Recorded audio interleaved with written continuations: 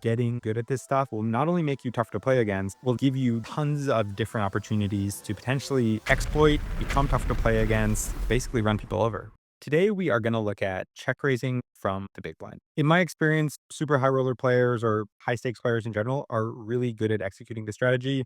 And in contrast, I do think less experienced players, they can struggle. Maybe they know how to be aggressive on the flop, but turns and rivers can be really, really hard to navigate. I also think having this aggressive check raise out of the big blind is efficient because in position, in theory, is supposed to fight back really hard via maybe back raising or lots of calling. Basically, very little folding. We are going to look at GTO Lab first, look at one example, look at a few flop reports, get an idea, and then we're going to drill versus Lucid GTO and hopefully find some difficult nodes and just talk it through. So let's get into it.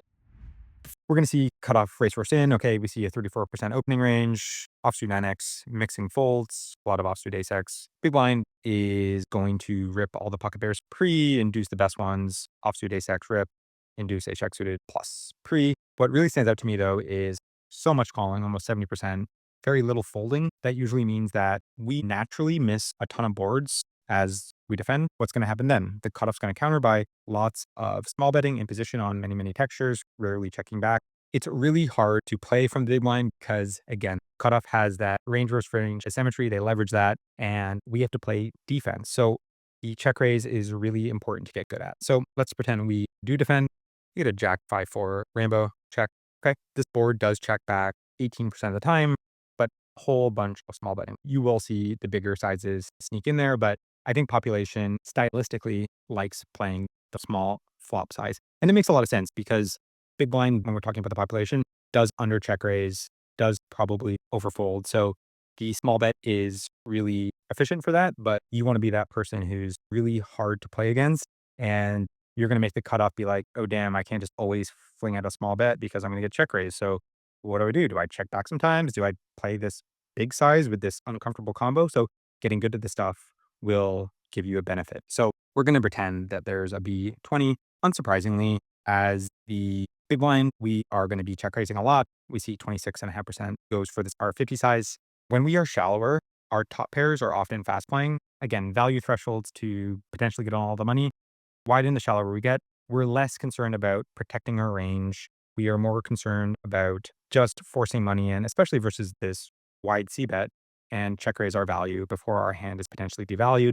So if we're check raising our jack X so aggressively, what does that mean? Well, we have to sprinkle in bluffs, some linear type of hands as well, like 6-5 plus backdoor seems pretty good at generating folds.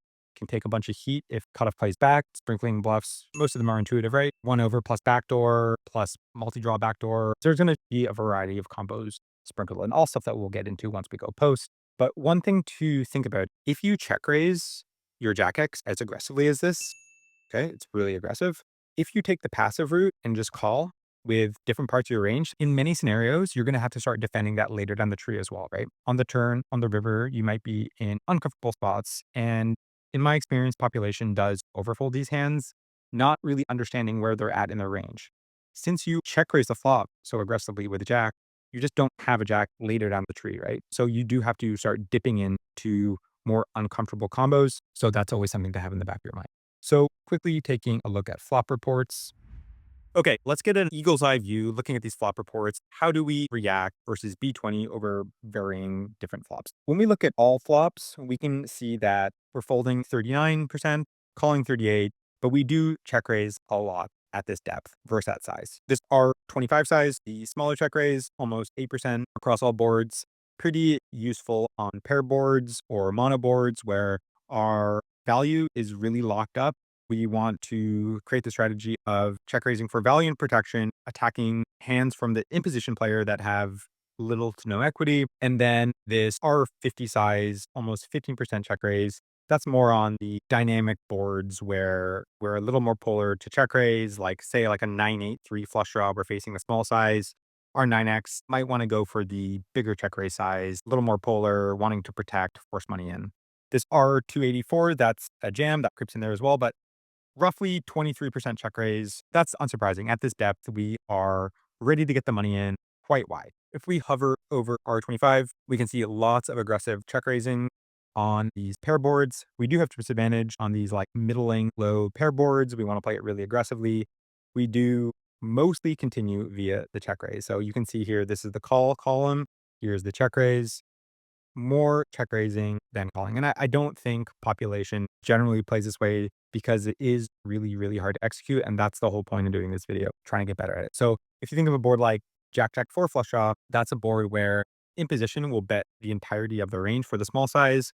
So yes, we want to check raise our Jack, but also our 4x value protection, just targeting the auto C bet. Yes, it can be dicey playing turns and rivers, but again, hopefully that's what we're going to get into when we start drilling. I can't predict what's going to come out on turns and rivers, but I'm sure we will find spots. What about our bluffs? Well, not really a bluff, but something like a flush draw, that makes sense. But then there's going to be a lot of different combos sprinkling. And because again, we're not really calling, we are just check raising. So clear intuitive ones, Queen of clubs 10 makes sense. King of clubs 9, backdoor diamonds that need to continue in some way, shape, or form will be aggressive. But then we start digging into these pretty unintuitive, dusty combos. King of clubs to a hearts type of hand. They're kind of designed to give us bluffs later on down the tree, do a good job of generating folds. It has the blocker unblocker thing going for it. But these are the type of textures that are really, really, really aggressive. Let's open up Lucid GTO, get ourselves in some spots, because for me, that is the best way I learn, and I hope you can learn something as well.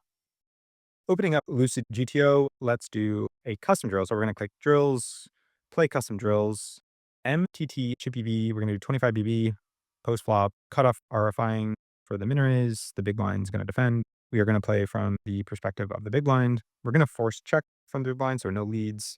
We're going to force quarter pot for the imposition player. I do think training versus the small size is efficient because population mostly picks the small size. We're going to just focus on a quarter pot in this particular video. We are just trying to learn mechanics, heuristics, thresholds, etc. We're not going to force a check raise because I want to start on the flop. I think it's important to break down the flop first before we potentially get to turns and rivers. So let's drill some hands. I will always say, and I'm probably really repetitive, but for me, my philosophy is understand the equilibrium, get good at it. And when you know the equilibrium well, that's where you can become really strong at deviating and searching for exploits. Like in this particular spot, we're going to see that in theory, the imposition player, once they get check raised, if we go B25, R25 from the big blind, they're supposed to continue an insane amount, roughly 80%. And now you're playing in your games where, hey, you know, your opponents are just overfolding an insane amount. Well, dial up your check raise. That's why getting good at this stuff, in my opinion, will not only make you tough to play against, but will just give you tons of different opportunities to potentially exploit, become tough to play against, basically run people over. So let's get drawing. Right away, we have a very intuitive one to be aggressive with. In position will not auto bet their full range. They will have quite a bit of checkbacks, roughly a quarter of the range, I would imagine. So our range as the out of position player on this texture does have calls. We don't just check raise everything, but we mostly check raise. So the way we continue this is mostly by check raising. Our particular hand, though, wants to be pure, I would imagine, especially on high seed. So of course our 5x, but also our 4x wants to check raise for value and protection, flush draws, backdoor diamonds, and then we kind of dip into this hand class of, I like to call it like this unexciting hand that usually does something aggressive. So yes, it's dusty. Yes, it gives us potential bluffs later down the tree, but it does an efficient job of generating folds, right? The queen of clubs is really efficient for blocking continues. It will fold out dominating queen X, like just queen 9 offsuit. That's a bonus. The 6 does a nice job wrapping around the 5 and the 4. So with all that said, we are going to pure check raise this for this R25 size, and it is more or less pure. And unsurprisingly, the imposition player calls. Like we were just saying, the imposition player is supposed to fight back really hard, either by back raising or calling. They are not supposed to fold much. So if you are in your games and you notice that the imposition player is not fighting back enough via calling, like ramp up your check raise with your range, right? But if they do continue, maybe slow it down a little because their range will be tighter. But potentially they also fast play things on the flop versus the checkers they're not supposed to. So there could be some things canceling each other out. The ace is a card where we're generally going to be passive on. That's obvious. If it was like the ace of hearts, there would be a lot of checking with our range. Obviously, the club filling in, we do turn a bunch of flushes. Our 5x is still interested in betting. We have a very intuitive one to continue being aggressive with. On a 71, I'm actually going to go pure. Half pot is going to set up a geometric sequence. It's going to set up half pot on the river. Okay, looks good. We are facing a quarter pot. We have a high seed, 97. So this is one of those hands that's really comfortable to just call. We are going to check raise on such a high seed. We're going to use this R25 size. Usually on the mono boards, we want these small check raise size. It's very efficient for just targeting that range that just auto bets and that has little to no equity. And something like this can get a little bit of protection, small little bit of value, but we do want to check raise this on a 97, I believe. We won't be check raising this board all that much, maybe 15% of the time. But on such a high seed, I'm going to go for R27. And it looks like it does creep in there, but you do need to roll a smidge higher. So this is where it can get complicated. We have B157 left. You're kind of in this middle part of your range and you just check raise and you're just like, is my hand now face up? If I just check, this is awkward because I think what's most comfortable is someone population generally check raises some equity and then will want to barrel. We just check our hand now.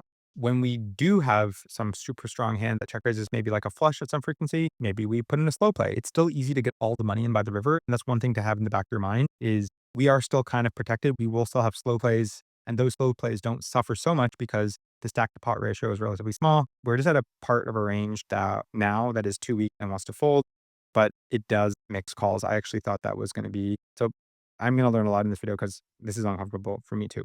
Rolling a 95, we are going to hit in position with the bigger check raise. Both sizes will mix, I believe.